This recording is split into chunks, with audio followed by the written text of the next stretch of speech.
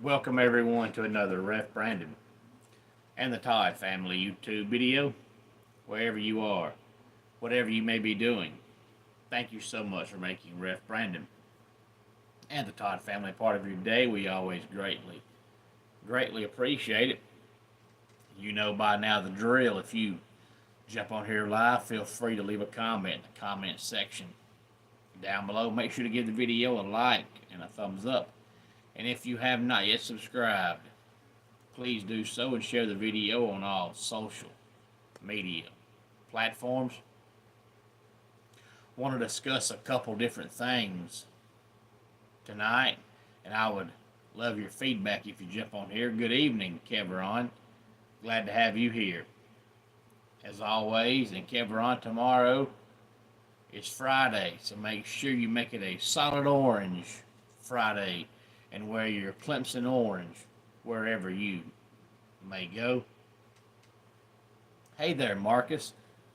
Glad you're here. I'm doing fantastic, Marcus. Thank you for asking. I have not seen you on here in a while, so it's good to have you back, Marcus.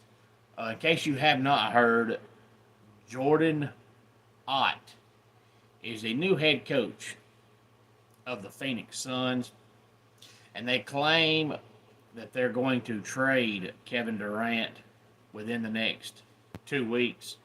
Now, one of the big rumors is he's going to get traded to the Hawks. Not sure if I believe it. Not sure if I'm a Hawks fan that I want him. I mean, Kevin Durant's one of the all-time best scorers in the game. No doubt about that. He can make a shot anywhere on the court.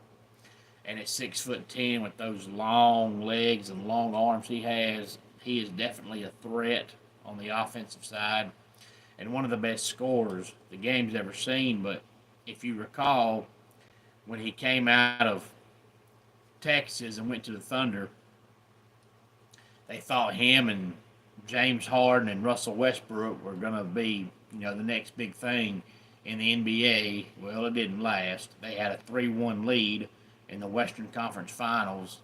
They blew it. And then about a year after that, Durant leaves and goes to the Warriors chasing championships. Well, since the Warriors were already good, he didn't make them any better. They were just already great and had won a title before he got there. He got his ring, won his championship. Well, he goes to the Nets, and supposedly they were going to be the next big thing in the Eastern Conference. That didn't work. He goes to the Suns, and they were going to be the next big thing in the Western Conference, and that didn't work. So, yes, Kevin Durant's a great scorer, but outside of being a great scorer, I don't know that he helps this team a whole lot. So, if you're a Hawks fan, would you like to see him in a Hawks uniform?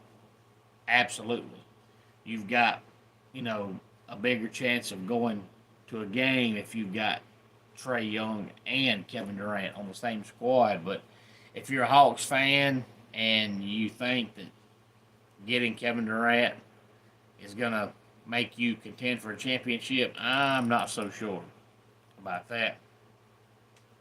And I've mentioned the college football playoff committee wanting to change the 12-team playoff because this is the last year of the current deal for the 12-team playoff. And I've talked about, how dumb Greg Sankey is and some of the things he said. But I don't think I've said what they're currently looking at as far as what the playoff is going to go to. They're wanting to make it a 5 plus 11. So 16 teams. What they're wanting to do is have the 5 highest finishing conference champions. So basically it'll be the 4 power conferences and then the highest finishing conference champion of all the group of 5 conferences. Take those 5 and then just have 11 at-large bids. The only problem is we've seen now how whiny Greg Sankey is. Greg Sankey's on board with this because he thinks that there's 16 teams. The SEC is going to get 5 or 6 in. By But I guarantee you, the first time they don't get 5 or 6 teams in, he's going to say, well, we need to change this to a 20-team playoff. Or he'll say that just because you win your conference doesn't mean you should be an automatic qualifier. If you win your conference and you're 7-5, then you shouldn't get in. He's going to change the narrative ever how he needs to try to get 5 or 6 SEC teams into the playoff every year. And they're claiming that doing this is going to give more teams incentive to schedule better non-conference games, because if you have a 16-team playoff, then you might can go 9-3 on a regular basis and still go to the playoffs. And Marcus, I'm sorry you've been having health issues, but I'm glad you are back. Hopefully everything is on the up and up for you. But they claim that you're going to be more apt to schedule good, non-conference games against good non-conference teams, because if you lose them, not a big deal. But the only problem is it's not a big deal as long as you win. It is a big deal if you lose. It goes back to something Greg Sankey said a couple of years ago. He was talking about, the SEC and all the great teams they were playing out of conference. And he wasn't telling you that the SEC lost most of those games, because they did. He was just saying they should get rewarded for playing tough opponents. Well, no, you should get rewarded for beating tough opponents. You shouldn't go 7-5 and still go to the playoffs because you had a good schedule. If you're going to put teams in at 7-5 and reward them for having a tough schedule, then why are we keeping wins and losses? Just say, well, you had a tough schedule, you're in the playoffs. If that's what you're going to do, why do we keep score? Why does the score matter? Why does who wins matter? If you're going to reward a team for playing somebody good instead of beating somebody good, then all of a sudden the score doesn't matter.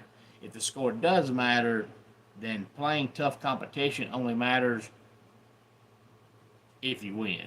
If you lose, you shouldn't go to the playoffs. I'm sorry, that's just the way it is. And if two great teams play each other, somebody has to lose. And no, Marcus, I don't like the whole playoff thing at all.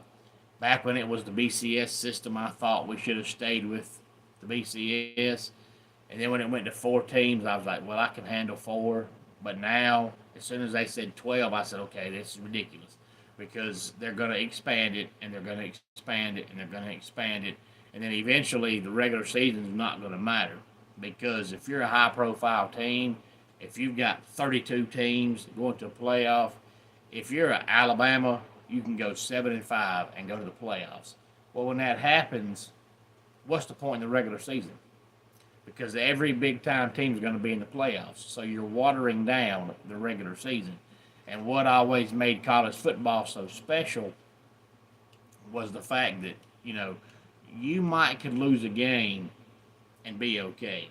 But you knew if you lost 2 games, you were still going to a bowl game, but you had no shot of winning a national championship, because it's an 11, back when I first started watching it, now a 12-game season, and we've got 2 losses. We're not going anywhere. But you expand these playoffs, you can lose 2 or 3 games and say, oh, well, we'll make up for it. And to me, that's bad. You should want every single game to matter. And the more you expand the playoffs and the more teams you add to it, the more you're watering down the regular season. But I thought for teams like Clemson, who plays South Carolina, and Georgia, who plays Georgia Tech, and Louisville, who plays Kentucky, and Florida, who plays Florida State, and Iowa, who plays Iowa State, those teams, they don't want to see a 9-game conference schedule during the regular season, because if you have a 9-game conference schedule, you only have 3 non-conference games. So more than likely, most of, if not all, these rivalries are going to go away. And I thought about this because the other day I heard Kentucky, without saying it, they pretty much come out and said, well, if we need to take Louisville off our schedule, we have no problem with that. Well, they said that because Kentucky can't beat Louisville. Louisville can go 1-11, and their one win is going to be against Kentucky. Kentucky just can't beat Louisville. But Kentucky pretty much come out and said, well, we'll take Louisville off our schedule. So they're admitting that they're scared of Louisville. But if you're scared of Louisville, then your football team sucks. I mean, Louisville's not bad, but they're not great. But the only way to fix this and have it where you can still play, your rival every year, if they're not in your conference. Sometimes they are, like Alabama, LSU, same conference. Alabama, Auburn, same conference. Florida, Georgia, same conference. You could have a 9-game schedule in your conference, and then your 3 non-conference games. We'll take Georgia, for example, in the SEC. Say they play 9 conference games, and then their 3 non-conference games, they play Georgia Tech every year in the ACC, and then they'll play one team in the Big Ten and one team in the Big 12. Now, Georgia Tech will be every year, but your Big Ten team and your Big 12 team will rotate. So that way you're playing 9 conference games, and then you're playing one team each from the other 3 Power 4 conferences. If you did that, you could still play your rival every year if your rival is not in your conference. But what that's going to do is it's going to destroy a lot of the smaller teams. You hear every year, like when Clemson plays a Furman or a Wofford, or when South Carolina plays the Citadel, or when Georgia a couple years ago played Tennessee Tech, that, them smaller teams, they play these big Power 4 teams knowing that more than likely they're going to get destroyed unless you're the Citadel, who's beat the Gamecocks twice. But most of the time you're going to get destroyed. But usually these Power 4 teams, they play them smaller schools. They pay them like $1 million or so to come play them. And a lot of times those teams come out and say, hey, us playing that team, we might have got destroyed, but, that helped us financially make it through another year. And if that's true, and you go to a 9-game conference season, you start playing, 3 Power 4 teams, a lot of them smaller schools are going to start shutting down because they're not going to be getting the money from the FBS schools. Good evening, Eddie. Glad to have you here. But I wanted to wrap up tonight's video from the wrestling world. In my opinion, I always talk about WWE, the good things they do, the bad things they do. And I mentioned the other day that AEW, for the longest time, ever since they've started, they've had the best wrestling in the world as far as just wrestling. But I'm an old school wrestling fan, and to me, a wrestling match can be great, but if there's not meaning and feeling and a story behind the match, I don't care to watch it. And AEW's problem was always, they had great matches, but what was the purpose? They never told you. But the last about 3 months, AEW's been doing really, really, really good. And WWE, to me, has been going the opposite direction. Money in the Bank coming up on Saturday. Now, earlier this week, I previewed the 4 matches. I think it was on Monday, but I could be wrong. But to me, Money in the Bank needs to be good because to me, WWE since WrestleMania has just felt flat. And I don't know what they can do to change it. I think it's just the company as a whole, now that TKO owns it, it's transitioned and transformed from being a wrestling company to being a business. So now it just feels too professional. It feels too overproduced. And I don't know that you can fix that but they can try. But before WrestleMania, I said that Jey Uso had no business being world champion because Jey Uso is not a world championship material wrestler. And sure enough, we're about 6 weeks into it now, and this has been the worst title reign since Jinder Mahal, if not before that. So I still think it was a bad idea. The fans don't cheer Jey Uso because they like Jey Uso. They cheer Jey Uso because he does that yeet thing and the crowd enjoys getting involved. If you watch Raw, the Raw 2 weeks ago, they yeeted like crazy. But as soon as Jey got in the ring and got the microphone and started talking, it was like a balloon being popped. There they went. So that showed you they don't support Jey Uso because he's Jey Uso. They support Jey Uso because he has the yeet. If he didn't have that, he'd be nothing. And I just don't think you give a guy a world championship because he makes the crowd say yeet. That's my opinion. He's got the belt now. I have not been impressed with his title run at all. And I've already checked out on this whole Seth Rollins faction. This whole faction makes zero sense to me, and it makes zero sense for several reasons. And if anybody ever asks me why it makes zero sense and why I'm checked out on it and I've already given up on it, I'll be more than happy to come back on here and explain why I'm done with it. But that whole angle with that whole faction is dumb, stupid, and I'm done with it. So they need Money in the Bank to be good because to me it's just been flat ever since WrestleMania. So something needs to happen Saturday that people don't expect, which means Seth Rollins doesn't need to win the men's Money in the Bank match because when you look at the other 5 competitors in that match, it almost looks like it's too obvious that Seth Rollins is going to win.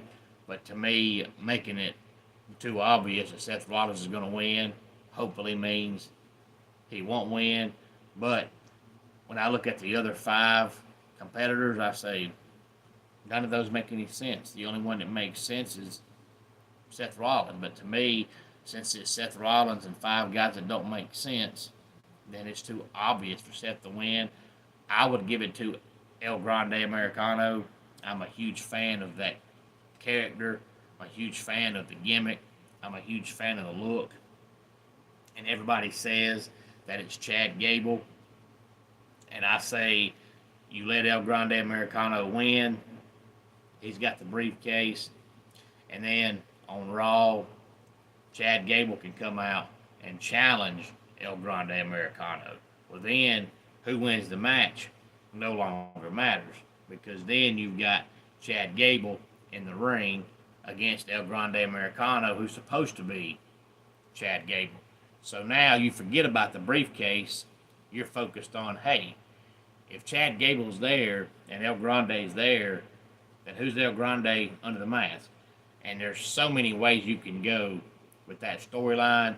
Then all of a sudden, the briefcase no longer matters because you're entrenched with the fact that you're trying to figure out who's under the mask of El Grande Americano. That's what I would do. To me, that makes the most sense. That's the only other guy that I can see winning that briefcase outside of Seth Rollins. If Seth Rollins wins it, that's a terrible idea. But WWE really needs a good Money in the Bank because it's just felt flat since WrestleMania. But AEW has been doing fantastic outside of Dynamite last night, the whole Kazuchika Okada, Kenny Omega angle. That was about 4 weeks of TV that they pushed into one night. They could have drug it out. WWE sometimes makes storylines last too long. AEW cuts them too short. That was a whole month of TV. They skipped weeks 2, 3, and 4 and done all 4 weeks in one night. That was dumb. Drag it out. The match is 5 weeks away. You can drag it out. They didn't do that. They told you about it a month and a half early. And Marcus, I do think he's done because since WWE is no longer a wrestling company and now it's a business company, they go by computers. Computers don't care who your most popular wrestler is. Computers don't care who your champion is. All the computer cares about is how much money you're making.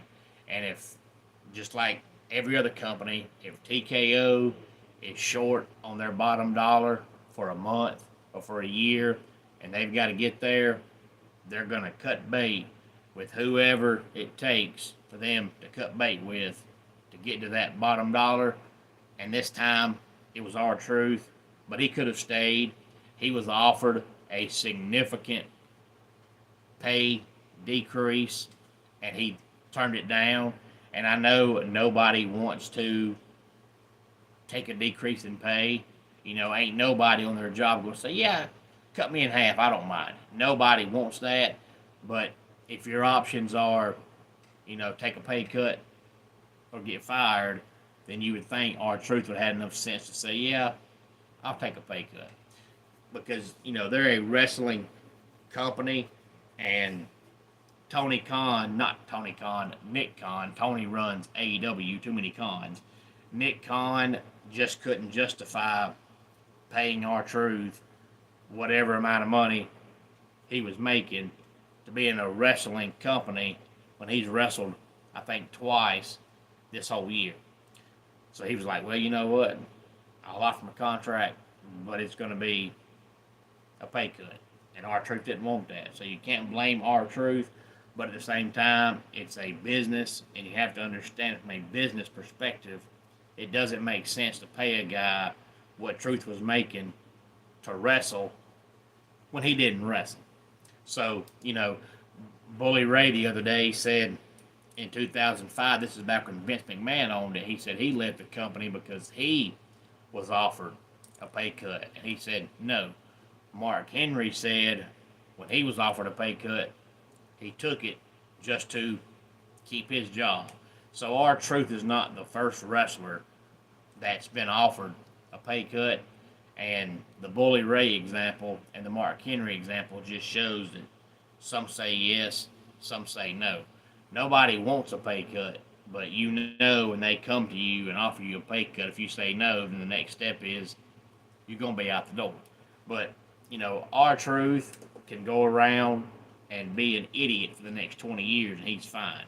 But, he's not going to make what he made in WWE, but he'll make enough to get by, because once you make a name for yourself in WWE, you can go to an independent show and charge sometimes $1,000. Well, you do that every Friday, Saturday, and Sunday, you still making pretty good money on the weekends. It's not WWE money, but it's still enough to get by, especially at R-Truth's age.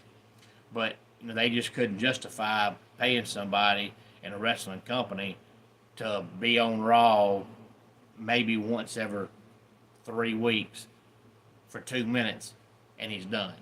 So I can see it from both sides, because R-Truth was extremely, extremely popular and very well loved backstage. It seems like everybody loved him.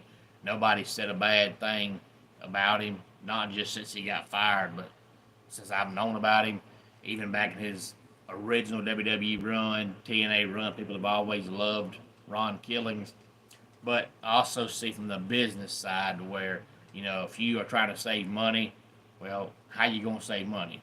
By giving a guy who's on a wrestling company that doesn't wrestle a pay cut. And R-Truth said no, that's on R-Truth. Any thoughts on any of this, please feel free to let me know. Let's go ahead and get our dad joke of the day in here. Just before sweet potatoes are mashed, they become very quiet. This is known as the silence of the yams. And that does it for today's Ref Brandon and the Todd Family YouTube video. Until next time, it's Ref Brandon saying, just like in pro wrestling, life can be over by the count of 3. Tell your friends and family how much you love them.